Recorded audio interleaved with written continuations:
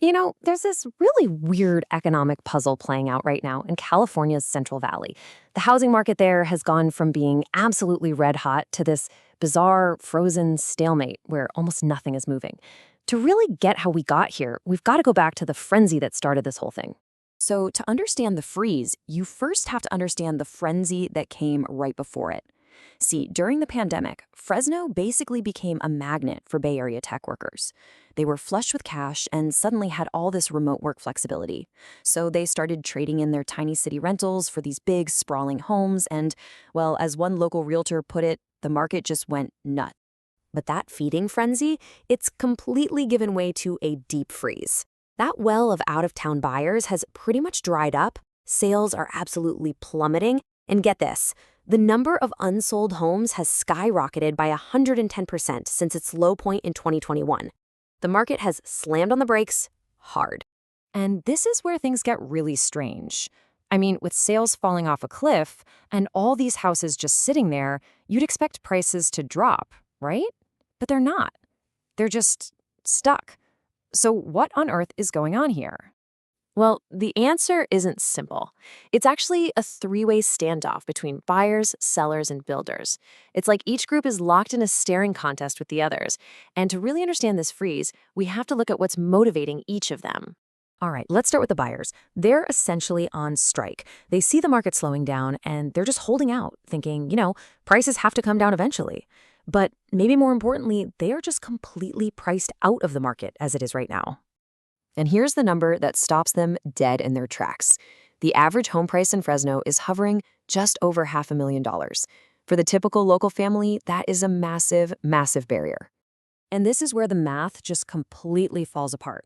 To afford that average home, you need an income of about $135,000 a year. But the actual median household income in Fresno, it's less than half of that. I mean, we're not just talking about an affordability gap here. This is a chasm. So if buyers can't buy, why don't sellers just lower their prices? This is where we hit part 2 of the stalemate. You see, a ton of current homeowners are locked into what some people are calling golden handcuffs, these ultra-low mortgage rates they snagged during the pandemic. They literally can't afford to sell because buying a new place would mean taking on a much higher interest rate, maybe even for a smaller house. And that brings us to the third player in our standoff, the builders. With buyers on the sidelines and sellers staying put, builders are facing a really tough choice. So instead of cutting prices on their new homes to try and attract buyers, they're choosing to do something else. Just stop building. And you can see their whole strategy right in the data. New building permits, which are kind of like the canary in the construction coal mine, have totally collapsed to recession-era levels. We're talking a drop of more than 50% from their peak in 2021. Builders would much rather just wait out the storm than sell their brand new inventory at a loss. Now, if you think this situation in Fresno sounds bad, it gets even worse just next door. In Madera County, we can see how this whole thing builds into an even bigger problem. It's really the perfect case study for how multiple factors can just compound this freeze. In Madera's new developments, the slowdown is just staggering.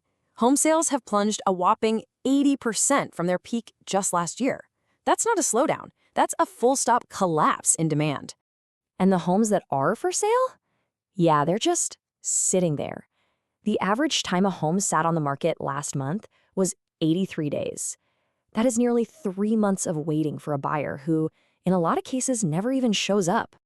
So why is the freeze so much colder in Madera? It turns out, on top of all the other market pressures we've been talking about, there's a unique and pretty devastating new factor that's killing deals before they can even get started. And the culprit is fire insurance. Yeah, you heard that right. Large parts of Madera County have recently been reclassified as high-risk fire zones. So now buyers who think they finally found a home are getting hit with this final sticker shock, insurance quotes of up to $8,000 a year. For a family already stretched thin, that's a total deal breaker. This desperation has gotten so extreme that some developers are practically giving houses away.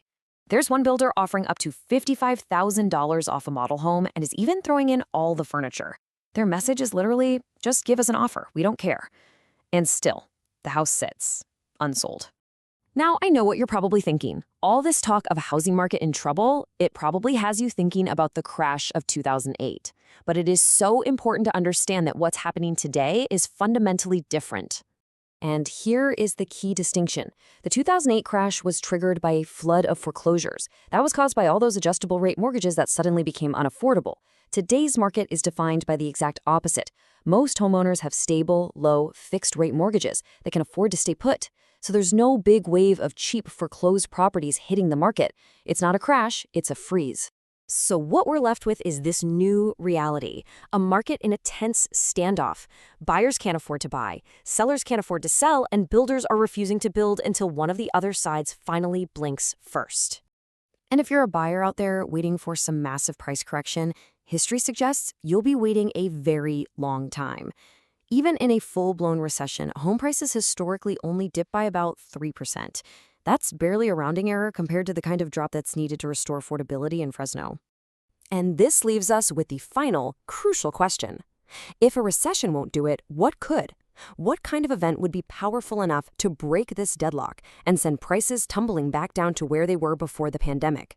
According to local realtor Jeff Zimmerman, it would take something catastrophic, a fundamental economic shock to the whole region, the kind of event that hollows out the local economy, turning a thriving community into a Rust Belt city. It's a chilling thought, and it really underscores just how deeply frozen and how strangely stable this new housing reality has become.